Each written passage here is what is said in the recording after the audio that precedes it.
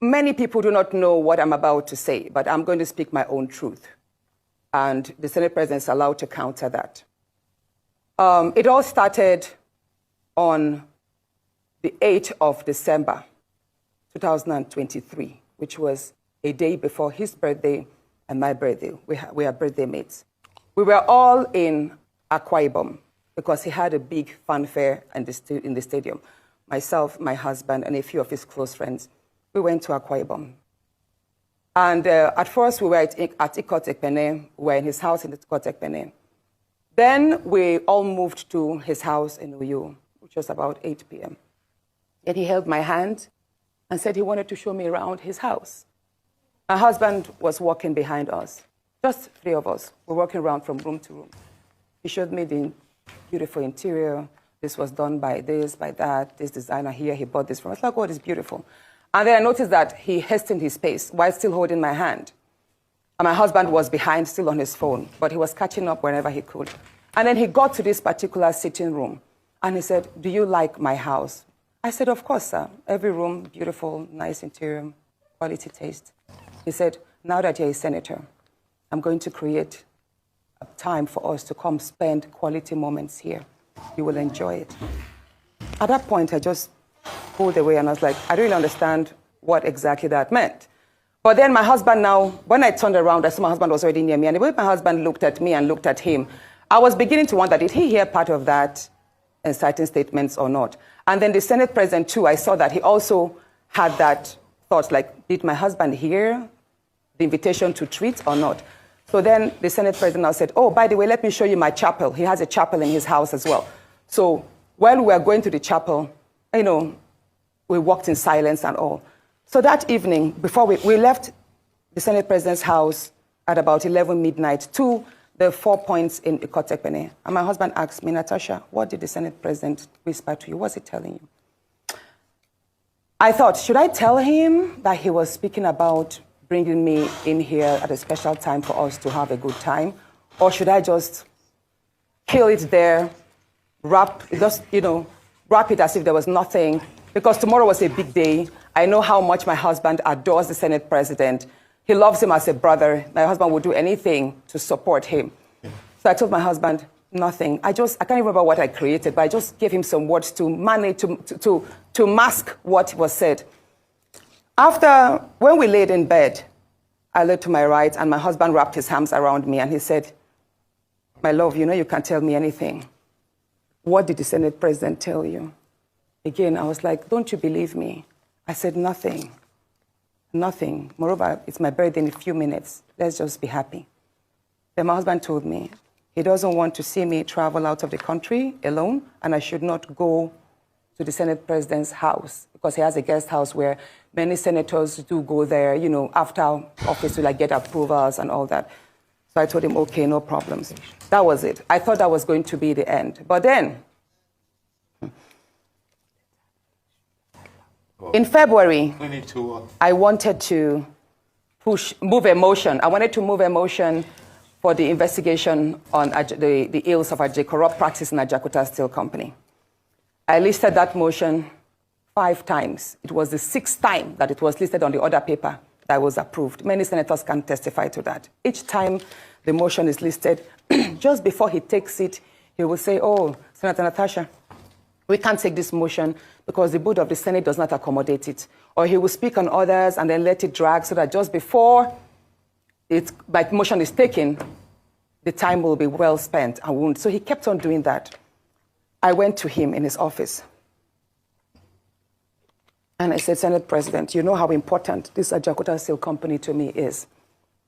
You know how important it is to my people and to Nigerians. I've noticed that you have stepped down this motion. As a matter of fact, a number of senators told me, go and see him and plead with him so that he would take it."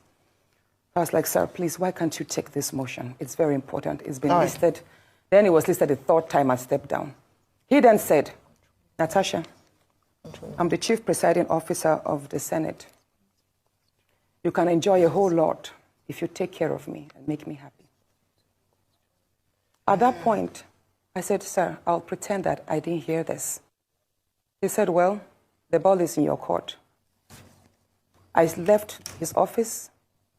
And when I got home, I told my husband, I didn't tell my husband what happened. I just told my husband, please, can you speak to the Senate President to allow my motion scale through?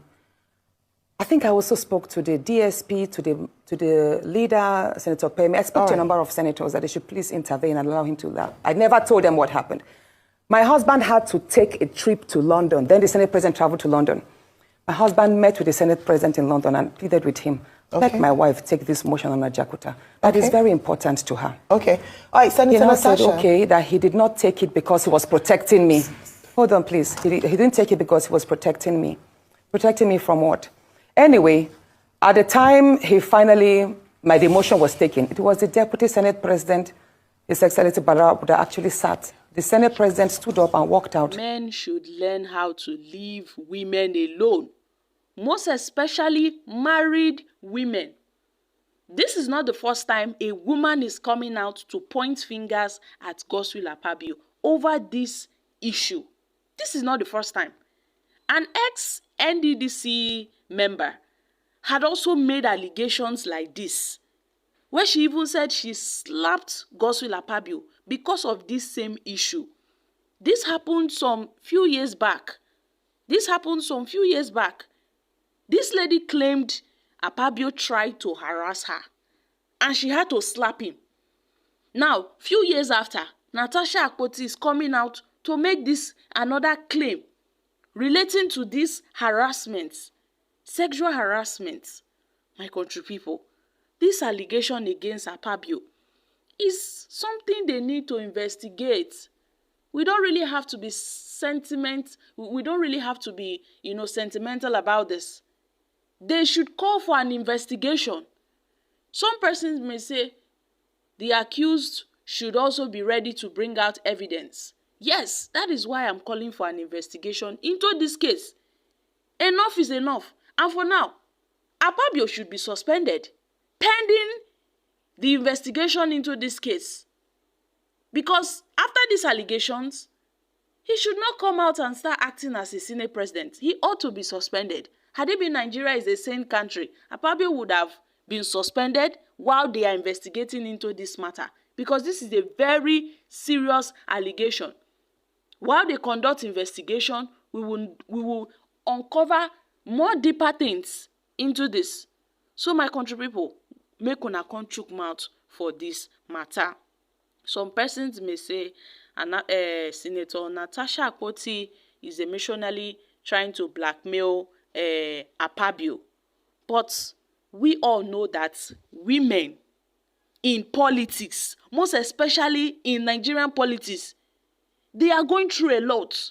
Women in politics, not be small thing that they see. On a daily basis, they are really going through a lot. So many harassments here and there. Now only people will come and come talk waiting they don't see. Now you go know. There are some other persons that are facing similar issue as Natasha Akpoti. But most of them do not summon courage to open up on what they are going through. So there should be an investigation. They should launch an investigation into this case. So guys, I'm dropping here. Kindly share your thoughts on this in the comments section.